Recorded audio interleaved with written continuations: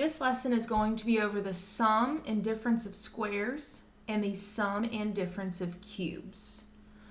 So before we start off this lesson, we need to know what squares and cubes are. When we talk about squares, we're talking about perfect squares.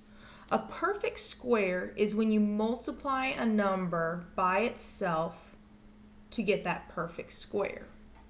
So 1 is a perfect square because 1 times 1 is 1.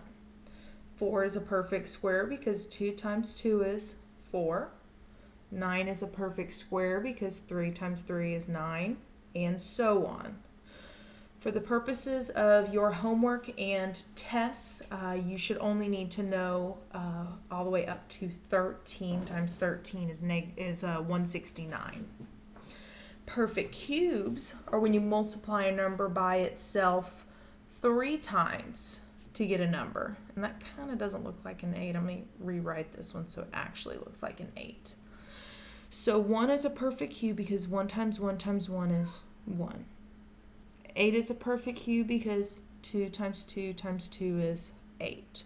2 times 2 is 4. 4 times 2 is 8, and so on. For the purposes of homework and tests, you should only need to know through 125.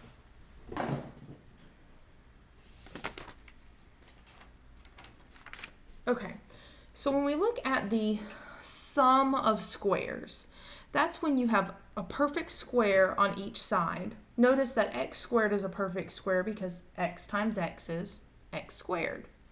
And sum means addition. So that's when you are adding two perfect squares. Don't get this confused because when we move on to the next section, it will be the difference of squares.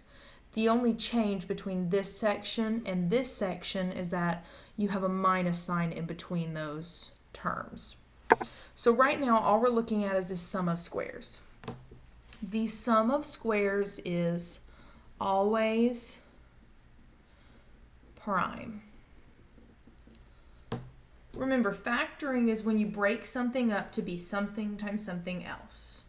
So when we say that it's prime, that means we cannot break up x squared plus 4 to be anything times something else. It won't break apart. So you would write your answer as prime. Example 2.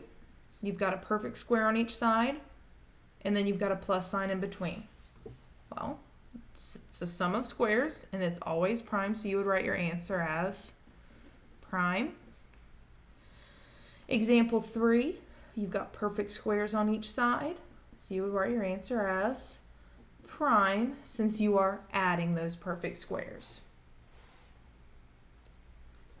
Now to move on to the difference of squares. Okay, notice you can tell that it's perfect squares because of this 2 right here. That's a good indicator that it's a perfect square. We'll notice in a minute that if you have cubes, you would have 3s in this spot instead of 2s. So this is called the car method. So in the car method, I always tell my students to draw 2 little cars, so 2 sets of parentheses. Whenever you go on a road trip and you have multiple cars, you always have the car that you want to be in, which I call the good car, and the car of people that you probably don't want to be in, which I call the bad car. So you always have a good car and a bad car. Then in this car, you've got the front seat and the back seat. So front seat because this comes first, back seat because this comes second. So what times itself gives you x squared? That answer would be x. So since this was in the front seat here, it goes in the front seat of both of those cars. What times itself gives you 121? The answer would be 11. So since this was in the back seat here, it would be 11 in the back seat. We're done factoring the difference of squares. Example 2, you draw your cars. One's a happy car, one's a sad car. So you've got to look at your two terms. Underlining these terms will help you. I recommend doing so. So I've got the y squared. So what times itself gives you y squared? The answer is y. And that goes in the front seat of each car. Then what times itself gives you 64z squared? Well, what times itself gives you 64 is 8. What times itself that gives you z squared is z. So the answer is 8z. Then for example 3, draw your two cars. One's a plus, one's a minus. And then underline your two terms. What times itself gives you 4a squared? The answer is 2a. What times itself gives you 49b squared? The answer is 7b. And we are finished with the difference of squares. So now we are going to move on to the difference and sum of cubes. I actually have steps written down for you on this part. So I know they don't really make much sense to you right now, but give me a couple problems before you kind of write this method off. So this is called the car bus method. So just like in the problem before, you always draw your cars first. Well, this time it's a car and a bus. Well, if I were to ask you what the difference is between a car and a bus, you would say that a bus is bigger. So that's why the second parenthesis is bigger than the first. When we did the difference of squares, the next part would be to draw our signs. One was a happy car, one was a sad car. Well, this time we're going to use SOAP. This tells us our signs. It stands for S-O-A-P. S stands for same. O stands for opposite. A stands for always. P stands for positive. So S-O-A-P. So the same. We're always referring to what we started with. So since this is a minus sign, we're going to put a minus sign here because we're going to write the same sign. O is the opposite. So the opposite of that negative is a positive. And then AP stands for always positive. That means that this last sign is always going to be a positive number. So now you do the cubed root, cubed root. This tells you what goes in your car.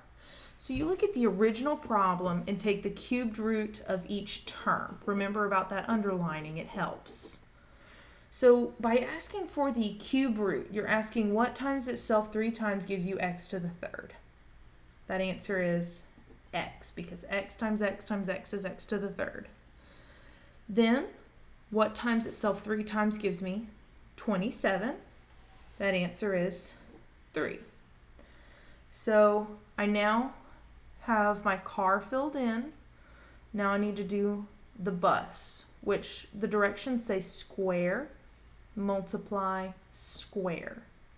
So I square this first term.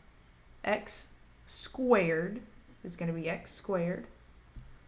Then you multiply these middle terms together. So x times 3 is 3x.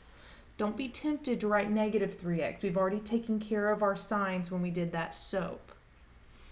And then to get that last term, you square that 3. So 3 squared is 9. So you do cube root, and then square, multiply, square. So now let's try example 2. So you draw your car and your bigger bus, and then you wash it with soap. So same. So since this was a plus, we use the same sign, so it's going to be a plus.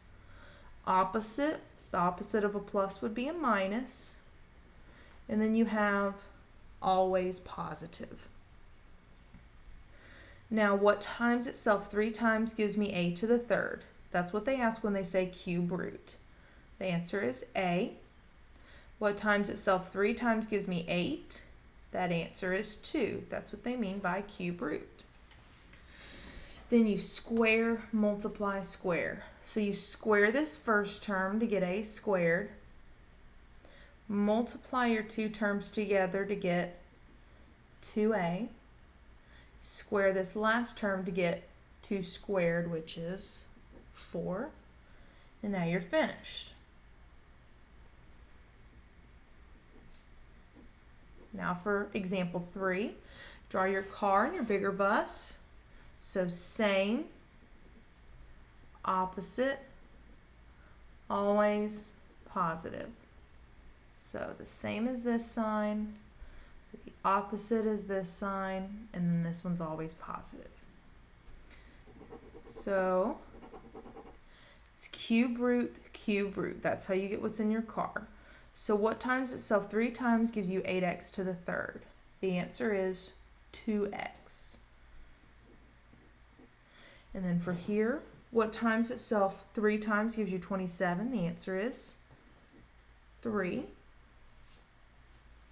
So then it's square, multiply, square. So 2x squared. Well, that means 2x squared like this. So that's 2x times 2x. 2 times 2 is 4. X times x is x squared. So we get 4x squared here. Then you multiply these terms together to get your middle term. So 2x times 3 is 6x. And then to get this last term, you square this last term in your car. So 3 squared is 9.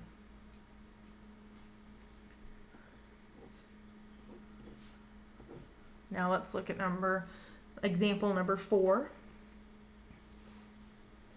So same, opposite, always positive. So I'm going to take the cubed root of this and then the cubed root of this. So the cubed root of 27x to the third is 3x. The cubed root of 8y to the third is 2y.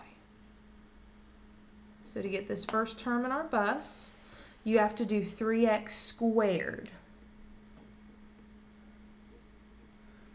So to find 3x squared, you multiply 3x times 3x, which is 9x squared. And then your 2 terms in your car, 3x times 2y is 6xy. And then to get this last term, you square your 2y, which we know it would be 4y squared. They just changed the variable on us, so 4y squared. That's it. And believe it or not, when you multiply all of these back out, you will get exactly what you started with. If you're not sure about it, give it a try. Now example 5. So draw your car and your bus and then you do your signs. So same, opposite, always positive. So what times itself 3 times gives you x to the third? The answer is x. What times itself 3 times gives you 1? The answer is 1. Okay, then you square, multiply, square. So square this first term to give you x squared. Multiply these 2 terms together to give you x. Square this last term, so 1 squared is 1. I hope this video has helped you on the sum and difference of squares and the sum and difference of cubes. I wish you the best of luck.